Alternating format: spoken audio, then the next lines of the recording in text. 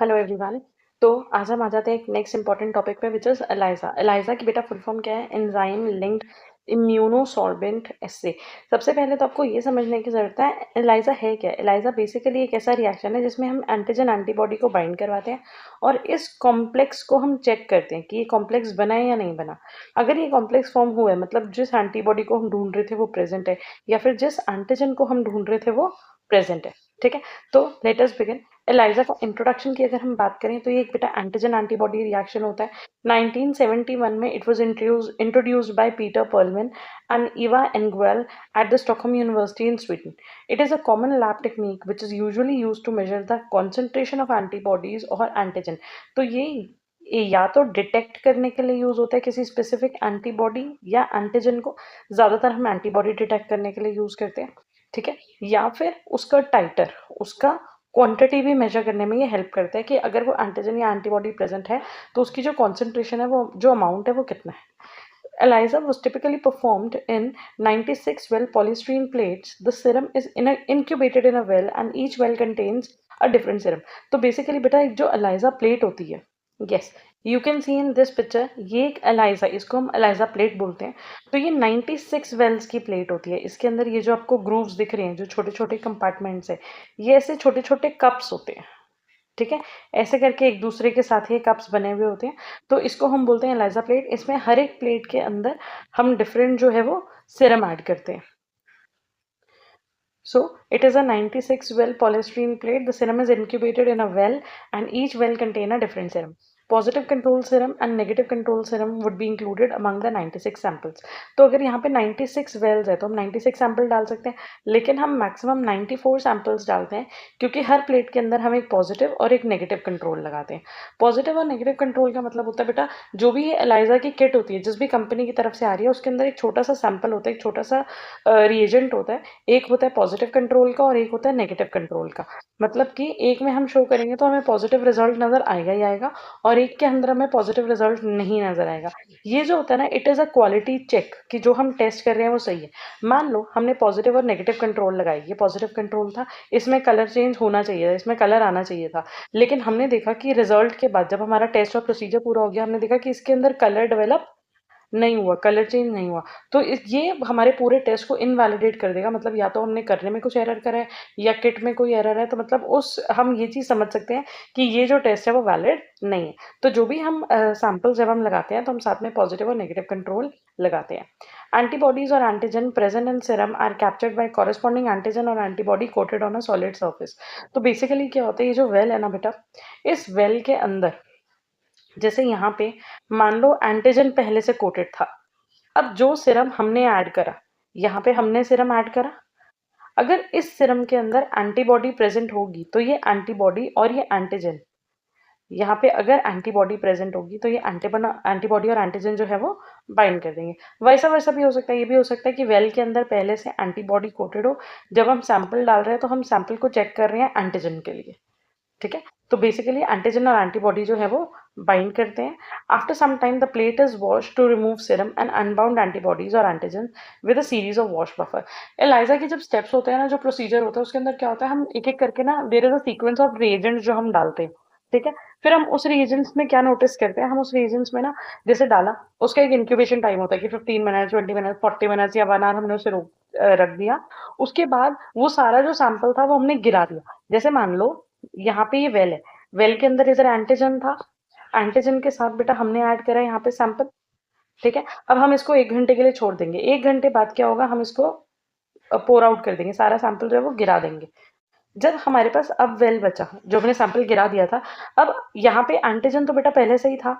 ठीक है, अगर इसमें कोई एंटीबॉडी रही होगी तो वो इधर बाइंड कर गई होगी, तो जो बाउंड एंटीबॉडीज होंगी वो यहीं पे इंटैक्ट रहेंगी और जो अनबाउंड एंटीबॉडीज होंगी वो रिमूव हो गई होंगी। तो अगर यहाँ पे बाउंड एंटीबॉडी होगी, मतलब एक कोई स्पेसिफिक एंटीबॉडी होगी, तो वो बाइंड हो गई होगी।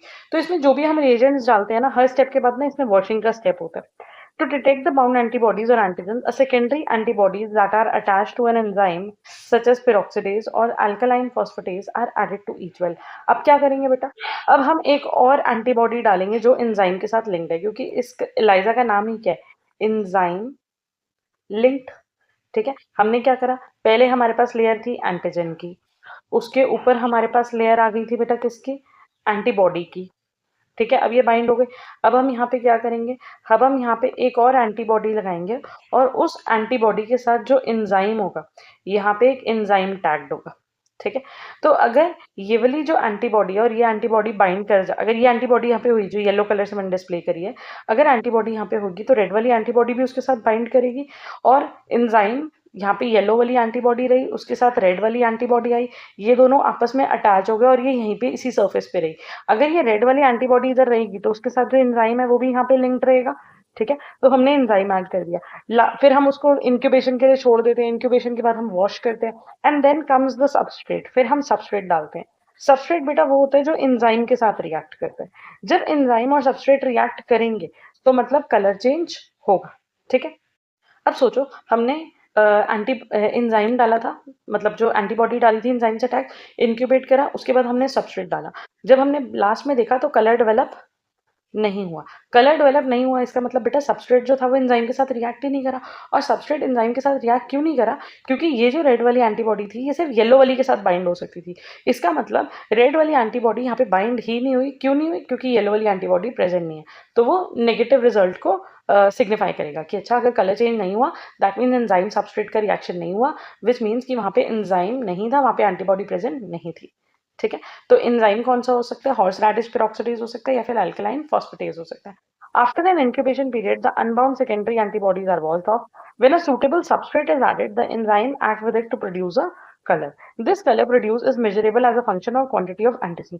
जब कलर प्रोड्यूस होता है ना तो कलर की इंटेंसिटी भी अलग अलग होती है, किसी में कम कलर होता है, किसी में ज़्यादा होता है, तो फिर उसको मेजर करा जाता है। बट ऑब्वियसली आप इससे समझ सकते हो कि अगर कम कलर है तो वहाँ पे जो एंटीबॉडी या एंटीजन हम ढूंढ रहे हैं वो कम अमाउंट में प्रेजेंट है, और अगर ज़्यादा कलर है तो वो एंटीजन या एंटीबॉडी का जो कॉन्सेंट्रेशन है वो ज़्यादा है। So the intensity of color and the optical density is measured at the wavelength of 450 nanometre क्लोरीमीटर को यूज करके। बट अब हमारे पास एलाइजा किट जहाँ आती है तो कंपनीज ने एलाइजा रीडर भी बनाए हुए होते हैं। The intensity of colour gives an indication about the amount of antigen और एंटीबॉडी। जितना ज्यादा इंटेंस कलर होगा उतनी ज्यादा एंटीजन प्रेजेंट है। तो अगर हम बेसिक प्रोसीजर की बात करें, ELISA is a specific antigen antibody reaction combined with an enzyme mediated color change। तो बेटा ये एक एंटीजन एंटीबॉडी रिएक्शन है जहाँ पे एंजाइम की हेल्प से हम कलर चेंज देखते हैं। सबसे पहले है इम्यूनोजॉर्प्शन, इधर एन एंटीजन और antibody is immobilise into a solid surface. तो हमने बेटा वो जो वेल्स देखे थे ना, कि वो जो एलाइजा प्लेट आती है जिसमें वेल्स होते हैं, उसके अंदर पहले से एंटीजन या फिर एंटीबॉडी जो होती है वो कोटेड होती है, ठीक है। जब शुरू में मेथड शुरू करा गया था तो पहले हमें कोट करनी पड़ती थी, लेकिन अब जो मार्केट में किट्स आती हैं अलग आती है, डेंगू की अलग है, मलेरिया की अलग है, चिकनगुनिया की अलग है, जीका वायरस के लिए अलग है, HIV एड्स के लिए अलग है। तो इसका मतलब यही होता है कि इस वेल के अंदर यूजुअली जो हम कर रहे हैं यहाँ पे एंटीजन पहले से कोटेड होता है। हम डेंगू वाली जो 96 वेल्स की पॉलीस्टीरीन प्लेट है वो किसी और चिकनगुनिया मलेरिया या किसी और टेस्ट के लिए यूज नहीं कर सकते, क्योंकि हर वेल में उसका स्पेसिफिक एंटीजन कोटेड है, स्पेसिफिक बाइंडिंग। अब यहाँ पे एंटीजन प्रेजेंट था, अब हम क्या डालेंगे बेटा, अब हम यहाँ से डालेंगे सीरम सैंपल, ठीक है। सीरम के अंदर हम क्या चेक कर रहे हैं, हम चेक कर रहे हैं एंटीबॉडी, ओके। तो एंटीजन या एंटीबॉडी कोई भी कोट हो सकता है, हम मान के चलते हैं कि एंटीजन कोटेड है। अब हमने यहाँ पे सैंपल डाला, सैंपल को हम किसके लिए चेक कर रहे हैं, एंटीबॉडी के लिए। एंजाइमेटिक डिटेक्शन, अब और हर एक स्टेप के बाद हम थोड़ी देर के लिए इंक्यूबेट करते हैं और वॉश करते हैं, ये याद रखना। जब हमने सीरम डाला अब इसको 60 मिनट्स के लिए रख देते हैं और 60 मिनट्स के बाद इसको वॉश ऑफ करते हैं, मतलब ये जितना भी सोल्यूशन है वो सारा ड्रेन कर देते हैं और फिर बफर से और पानी डाल डाल के उसको प्रॉपर रिंस करके वॉश करते हैं। क्योंकि ये जो एंटीजन एंटीबॉडी का जो बाइंडिंग होता है ना, जैसे यहाँ पे एंटीजन है और एंटीबॉडी है, ये जो बाउंडिंग होती है ये बहुत स्ट्रांग होती है। तो ऐसा नहीं होता कि हमने वॉश करा था और रिंस ऑफ हो जाएगा, क्योंकि वेल के अंदर एंटीजन तो फिक्स है, वो तो हिलेगा नहीं, और अगर एंटीबॉडी इसके साथ बाइंड हुई है तो वो भी फिक्स हो गई है, वो भी नहीं मूव करेगी, ठीक है। तो हम हर स्टेप पे वॉश करते हैं ताकि जो एक्स्ट्रा सैंपल है वो निकल जाए, क्योंकि सीरम के अंदर जरूरी नहीं है कि एक एंटीबॉडी हो, बहुत सारी एंटीबॉडीज हो सकती हैं। तो बाकी की जो एंटीबॉडीज है which are not in question वो सारी भी रिलीज हो जाएंगी। तो फ्री या अनबाउंड एंटीबॉडीज जो है वो सब हट जाती हैं। हमारे पास वॉशिंग के बाद अगर कोई एंटीबॉडी बचेगी तो वो सिर्फ स्पेसिफिक एंटीबॉडी होगी, क्योंकि वो इस सॉलिड एंटीजन के साथ, इस इमोबिलाइज एंटीजन के साथ एंटीबॉडी यहाँ पे बाइंड हो गई होगी, ठीक है। अब आ जाता है तीसरा स्टेप, तीसरे स्टेप में डालना बेटा एंजाइम। अब यहाँ पे एंटीबॉडी है तो एंटीबॉडी के अगेंस्ट एक और एंटीबॉडी बनाई जाती है, एंटी एंटीबॉडी बोल सकते हो इसको, एंटी एंटीबॉडी। एक सेकेंड, एक बार यहाँ पे समझते हैं, ये एक वेल है, वेल के अंदर पहले से यहाँ पे एंटीजन कोटेड है, आई गेस आपको ये येलो कलर नजर आ रहा होगा, और ये जो एंटीजन कोटेड है ये इमोबिलाइज है, फिक्स है। हमने जब सैंपल डाला तो सैंपल के साथ बेटा अगर एंटीबॉडी होगी तो वो यहाँ पे बाइंड कर जाएगी। ठीक है, यहाँ पे बहुत सारी एंटीबॉडीज हो सकती हैं, हो सकता है मिक्सचर हो, अलग अलग टाइप की एंटीबॉडीज यहाँ पे प्रेजेंट हो सकती हैं। ठीक है, अब उसके बाद हम क्या करेंगे, इसको वॉश कर देंगे। वॉश करने के बाद हमें क्या मिलेगा, वॉश करने के बाद वेल में एंटीजन तो वहीं का वहीं है नीचे। ठीक है, अब यहाँ पे मान लो जो एंटीबॉडी थी, जो उस एंटीजन के कॉरेस्पॉन्डिंग एंटीबॉडी थी, वो इधर आके बाइंड हो गई। ठीक है, बाकी सारी एंटीबॉडीज हट गई। अब हमें क्या डालना है, अब हमें डालना है एंजाइम। जो हम एंजाइम डालते हैं ना बेटा, वो लिंक्ड होता है एक एंटीबॉडी के साथ। मतलब कि यहाँ पे अब क्या होगा, ये वेल है, इसके अंदर एंटीजन है, ये वाली ब्लू वाली जो एंटीबॉडीज हमने कहा ये यहाँ पे पहले से प्रेजेंट है। अब हम क्या डाल रहे हैं, एंजाइम लिंक्ड एंटीबॉडी। तो मान लो हमने इस तरीके से, तो मान लेते हैं इसकी शेप ऐसे है। ठीक है, इस तरीके से ये एंटीबॉडी है और ये लिंक्ड है एंजाइम के साथ, इसके साथ टैगिंग हुई हुई है, इसके साथ यहाँ पे क्या अटैच है, एंजाइम अटैच है। तो बेसिकली अगर आप सिर्फ इसी रिएक्शन को समझो तो यहाँ पे एंटीबॉडी थी, एंटीबॉडी के ऊपर हमने एक और एंटीबॉडी अटैच करी जो कि एंजाइम के साथ लिंक्ड है। ठीक है, अब अगर सपोज बेटा ये ब्लू वाली एंटीबॉडी यहाँ पे प्रेजेंट है, तो ही ये रेड वाली एंटीबॉडी यहाँ पे आकर अटैच होगी। मान लो सैंपल के अंदर ब्लू वाली एंटीबॉडी थी नहीं, जिसको हम डिटेक्ट कर रहे हैं, जिसको हम फाइंड आउट कर रहे हैं, जिसके which is in the question, अगर वो थी नहीं, तो यहाँ पे क्या होगा, सैंपल के साथ एंटीजन बचेगा, यहाँ पे कोई एंटीबॉडी नहीं है। तो ये भी जब हम हर स्टेप में वॉश करते हैं ना, तो ये सब जितना है वो सब वॉश ऑफ हो जाएगा, nothing will stay in the well, okay, except the antigen because it is already coated in the wells. तो यहाँ पे मान के चलते हैं कि ये एंटीबॉडी थी जिसको हम देखना चाहते हैं, जिसके लिए हम टेस्ट कर रहे हैं, एंटीबॉडी प्रेजेंट है, उसके अगेंस्ट हमने एक एंटीबॉडी लगाई जो कि एंजाइम के साथ टाइप है। अब अगेन क्या होगा, वॉशिंग होगी, एज आई मेंशन हर स्टेप में वॉशिंग होती है, ताकि जो भी एक्स्ट्रा एंटीबॉडीज हैं या अगर एंटीबॉडीज यहाँ पे नहीं बाइंड हुई तो वो रिमूव हो जाएंगी। लास्ट स्टेप कम्स जब हम ऐड करेंगे सबस्ट्रेट। सबस्ट्रेट कहाँ के बाइंड होता है बेटा, एंजाइम के साथ। अगर एंजाइम और सबस्ट्रेट बाइंड होंगे तो हमें कलर चेंज देखने के लिए मिलेगा। So this is the basic procedure how ELISA works. So enzyme link antibody is added to the mix, antibody sandwiches or label the target. उसके बाद signal generation, a colorless substrate that is chromosome is added, the enzyme act on substrate to produce measurable colour change. Enzyme और substrate add mix होंगे, combine होंगे और colour produce होगा। Quantification मतलब measure करना, the intensity of the colour is directly proportional to the amount of the target substance in the sample which is then measured using a spectrophotometer या फिर ELISA reader. तो अगर हम बात करते हैं कि ज़्यादातर एंजाइम सबस्ट्रेट कॉम्बिनेशन जो है वो हमें कौन से मिलते हैं किट के अंदर, तो बेसिकली बेटा हमें मिलता है हॉर्स रैडिश पेरोक्सिडेज या फिर अल्कलाइन फॉस्फेटेज। तो जो एंजाइम होता है वो या मैक्सिमम केसेस में HRP या AP या ALP हो सकता है। ठीक है, तो हॉर्स रैडिश पेरोक्सिडेज अगर होगा तो उसके साथ हमें सबस्ट्रेट जो मिलता है किट में वो होता है tetra methyl benzidine. The most common produces a blue colour that turns yellow upon addition of stop solution. अच्छा, लास्ट में हम रिएक्शन को रोकने के लिए ना स्टॉप सोल्यूशन डालते हैं जो कि एसिड होता है। ठीक है, तो यहाँ पे क्या होता है, इनिशियली सैंपल का कलर हो रहा होता है ब्लू। ठीक है, जब हमने एंजाइम डाल दिया वो ब्लू हो गया, लेकिन बाद में अगर हम सबस्ट्रेट डालेंगे तो वो कलर किस में चेंज हो जाएगा, ब्लू से वो कलर चेंज हो जाएगा येलो में। ठीक है, तो ब्लू कलर किस में चेंज हो जाता है, येलो में। उसी तरह हम ऑर्थोफिनाइल डायमीन डाइहाइड्रोक्लोराइड डाल सकते हैं जिससे भी येलो या ऑरेंज रिएक्शन मिलता है। उसके अलावा ABTs डाल सकते हैं, पर ज़्यादातर TMB या OPD प्रेजेंट होते हैं। ठीक है, अगर हमारा जो एंजाइम है वो अल्कलाइन फॉस्फेटेज प्रेजेंट होता है तो उसके साथ जो सबस्ट्रेट होता है वो PNPP मतलब पैरा नाइट्रोफिनाइल फॉस्फेट, अगेन जिससे ब्लू कलर येलो में चेंज हो जाता है, या फिर MUP जो फ्लोरोसेंट प्रोडक्ट बनाता है और हाई सेंसिटिव डिटेक्शन होती है। फ्लोरोसेंट ELISA जो होता है वो बहुत रेयर केसेस में यूज होता है, क्योंकि इसके लिए जो ELISA रीडर होते हैं और स्पेक्ट्रोफोटोमीटर होते हैं वो थोड़े एक्सपेंसिव और डिफरेंट होते हैं। ठीक है जी, तो this is a basic picture. ये हमारी जो होती है वो पिपेट्स होती हैं जिससे हम सैंपल को लोड करके इसके अंदर पोर करते हैं। ठीक है, यहाँ पे आप देखोगे धीरे धीरे करके अभी सारा कलर ब्लू है, अभी हम सिर्फ यहाँ पे हमने सैंपल डाला, हम एंजाइम डाल रहे हैं, उसके बाद हम सबस्ट्रेट डालेंगे तो हमें दिखेगा कि किस किस में कलर चेंज मिल रहा है। And this is the ELISA reader machine जिसके अंदर इस ट्रे को डालते हैं तो ऊपर एक डिजिटल वो होता है, डिस्प्ले होता है जिसके ऊपर रीडिंग्स आ जाती हैं। ये प्रिंटर से अटैच होता है, इसके साथ प्रिंट आउट निकलता है, प्रॉपर उसके ग्राफ निकलते हैं एवरीथिंग। ठीक है जी, सो अगर हम बात करते हैं अब next important topic which is types of ELISA। Types of ELISA बेटा एक बहुत इंपॉर्टेंट टॉपिक है। तो टाइप्स ऑफ ELISA में हमारे पास आते हैं direct ELISA, indirect ELISA, sandwich ELISA and competitive ELISA। पहले इसको ब्रीफ में देख लो कि ये होता क्या।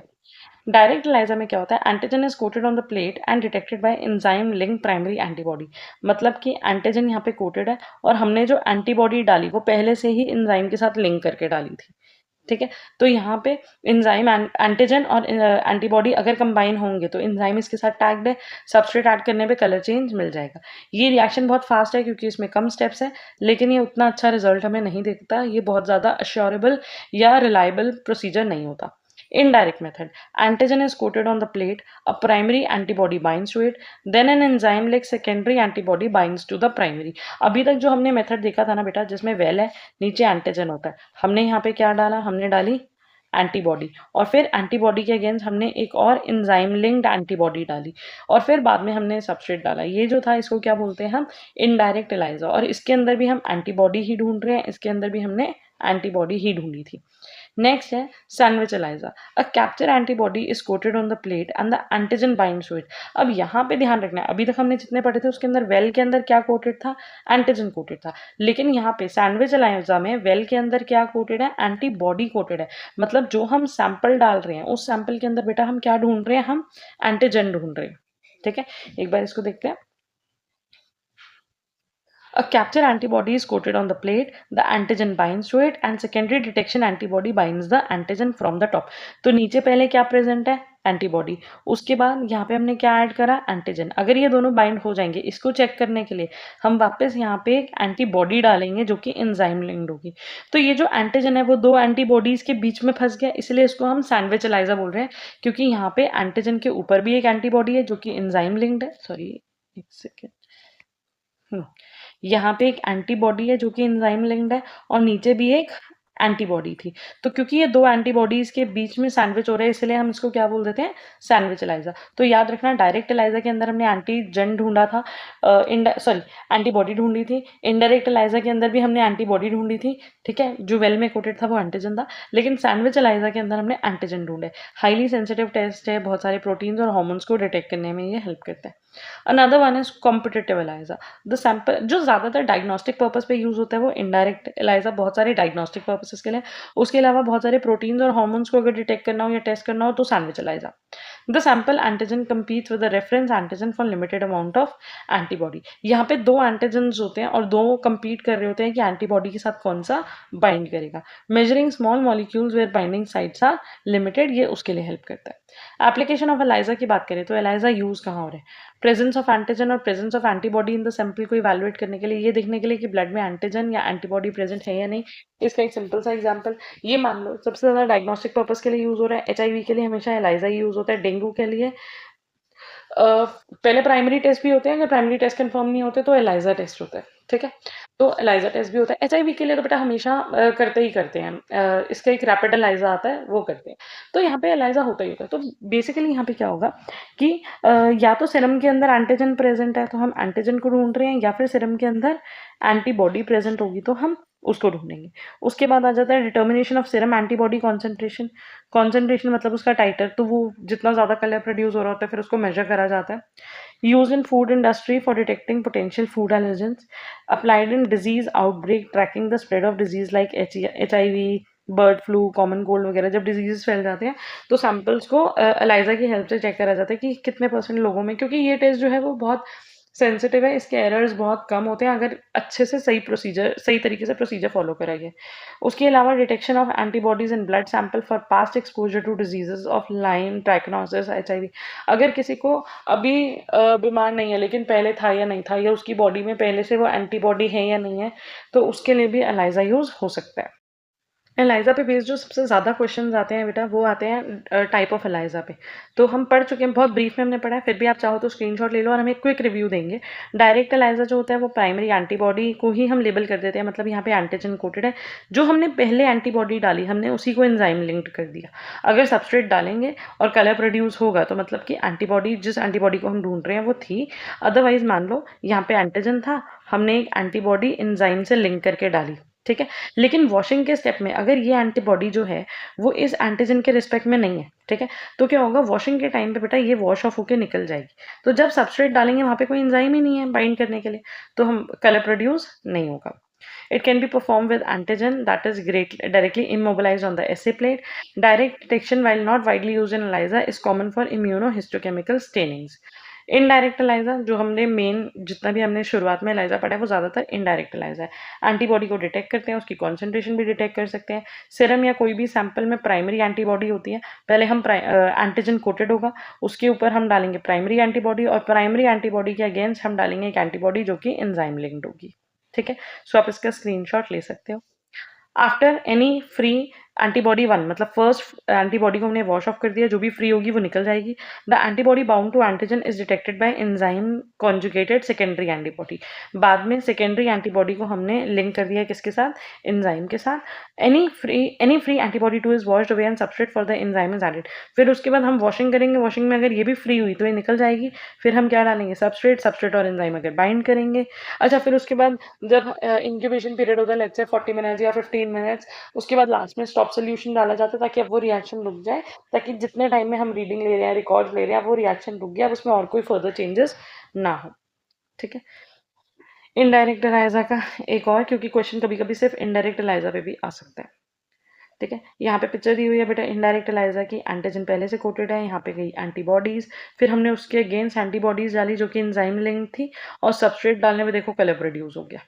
ठीक है, सैंडविच एलाइजा के अंदर नीचे पहले से एंटीबॉडीज प्रेजेंट होती हैं, हम डालते हैं ऊपर से एंटीजन। अगर ये एंटीजन इस एंटीबॉडी के स्पेसिफिक था तो ये बाइंड हो जाएगा, अगर नहीं होगा तो बेटा वॉश ऑफ हो जाएगा। ठीक है, फिर हमने डाले अगेन एक एंटीबॉडी डाली, तो यहाँ पे जो हमारा रेड कलर का एंटीजन है, आप उस रेड कलर के एंटीजन को देख सकते हो कि उसके ऊपर भी एंटीबॉडी है, नीचे भी एंटीबॉडी है, उसके बीच में वो एंटीजन पड़ा है, इसलिए हम इसको बोलते हैं सैंडविच एलाइजा। इस सबस्ट्रेट डालने में कलर प्रोड्यूस हो जाएगा, और अगर कलर प्रोड्यूस हो गया तो मतलब रिएक्शन जो है वो पॉजिटिव है। सैंडविच एलाइजा का भी आप स्क्रीनशॉट ले सकते हो। Moving on to the next one, that is competitive ELISA. The competitive ELISA provide another extremely sensitive variation measuring the amount of antigen. In this technique, antibody is first incubated in solution with a sample containing antigen. हमने पहले antigen और antibody को bind करा दिया, एक साथ incubate करा थोड़ी देर के लिए. The antigen antibody mixture and is then added to an antigen coated microtiter plate. तो बेटा एंटीजन और एंटीबॉडी को हमने एक टेस्ट ट्यूब के अंदर मिक्स कर दिया था. उस थोड़ी देर के बाद जब ये इंक्यूबेट हो गए, तब हमने वो जो हमारी माइक्रोटाइटर प्लेट थी, जो हमारे वेल्स थे, उसके अंदर हमने इस सोल्यूशन को ऐड करा. ठीक है, the more antigen present in the initial solution phase sample, the less free antibody will be available to bind to the antigen coated well. अगर मान लो जैसे फॉर एग्जाम्पल, एक सेकेंड, हमने बेटा पहले क्या करा, एक टेस्ट ट्यूब ली, टेस्ट ट्यूब के अंदर हमने यहाँ पे एंटीजन ले लिए. ठीक है, और यहीं पे फिर हमने क्या डाल दी, यहीं पे फिर हमने डाल दी एंटीबॉडी.